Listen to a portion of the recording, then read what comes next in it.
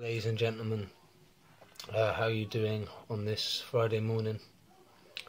First of all, I'd like to hand out my deepest condolences to the family, the husband and the 2 children of the slain Labour MP. I've been looking at a few people's ways they're looking at it and what they're saying. I really can't fathom how we've come to this.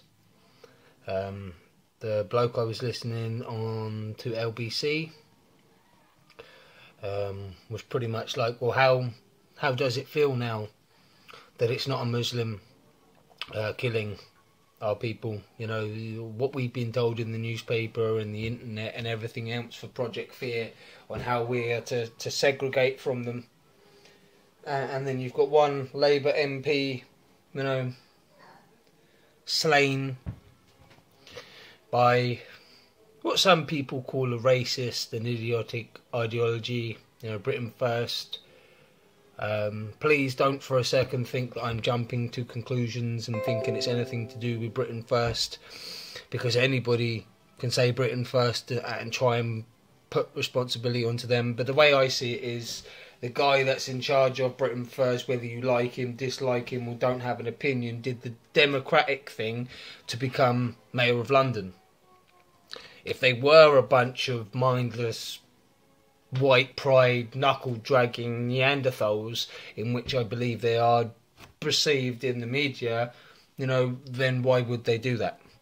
You know, I had a few people yesterday try and say that I was, you know, standing up for them, this, that and the other. And in a way I can see why you would see that. But at the end of the day, if any of you pay attention to any of my videos, you would know I don't care what your race is. I don't care what your ideology is, what path you decide to choose. It's down to you. It's not for me to discredit or credit your belief system or to raise your belief system any higher than what it is. I say what goes on in my tiny little walnut of a brain. And if you guys, well, you guys seem to have liked my videos. You know, my video yesterday got 119 views on YouTube. You know, that's for some people that's a good thing. To me, that's not enough. You know, that needs to be more people. More people, I believe, need to see the message. Not just the message that I'm bringing, but the messages that other people are bringing. You know, so I want to try something different. And you've most probably heard this before.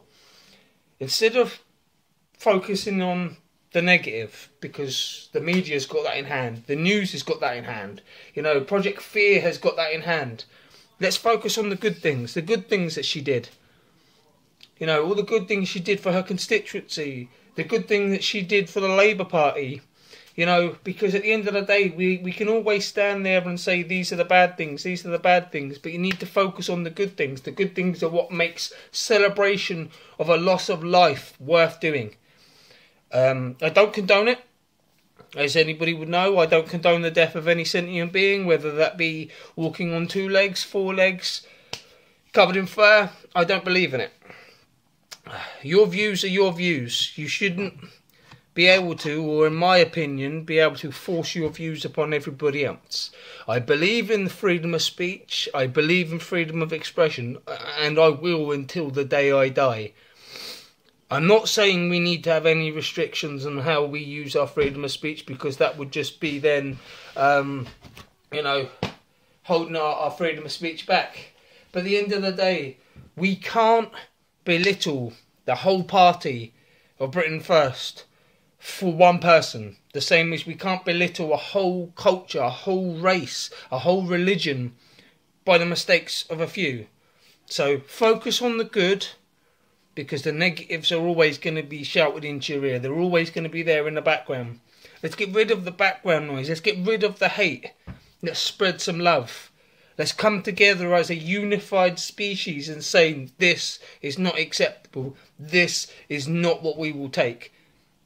And as usual, guys, with a very heavy and somber heart, peace and love.